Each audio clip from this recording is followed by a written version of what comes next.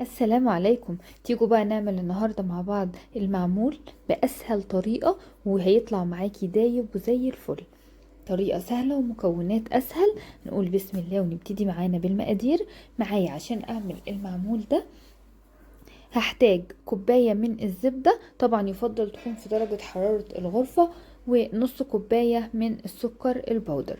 انا عملت الزبدة ما كانتش عندي، يعني عملت فجأة وما كانتش عندي سايحة فعذبتني شوية. طبعا يفضل تكون في درجة حرارة الغرفة، هتديكي نتيجة كمان افضل بكتير. هضرب بقى السكر البودرة مع الزبدة كده كويس، عايزاهم يتجانسوا كويس مع بعض. وبعدين هنزل بقى معايا ببيضة واضرب تاني مع بعض كويس. ومعايا معلقة من الفانيليا، سواء فانيليا بودرة او ممكن تحطي سايلة. الفانيليا المتوفرة مفيش اي مشكلة خالص. وهنضرب بقى الخليط ده كده كويس جدا مع بعض. انا عاوزاه يمتزج كله. وبعد بقى ما اتأكدت ان هو خلاص كده امتزج مع بعضه، نزلت كمان بنص كوباية من الزيت وضربته كويس جدا.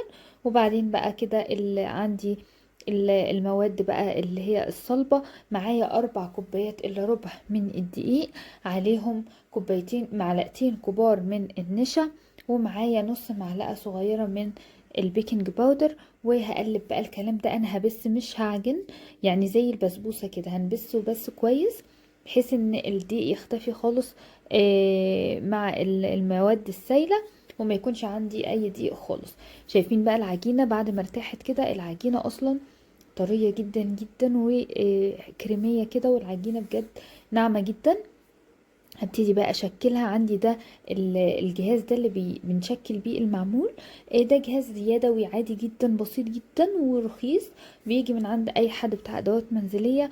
في منه المدور وفي المربع، وبيكون معاه اشكال كتير جدا، تقدروا تختاروا الشكل اللي يعجبكم.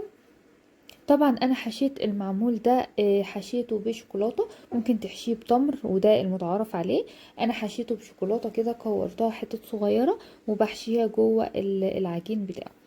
بعد بقى ما خلصناه كده ودخل الفرن، مش هياخد معاكي وقت في الفرن خالص، اخد بس اللون كده لطيف، وطلع بقى بالشكل اللي احنا شايفينه ده، هش كده ودايب دايب دايب معانا، يعني حاجة كده حلو جدا. وشايفين الحشو جواه عاملة ازاي، دايب خالص، طعمه يستحق التجربة.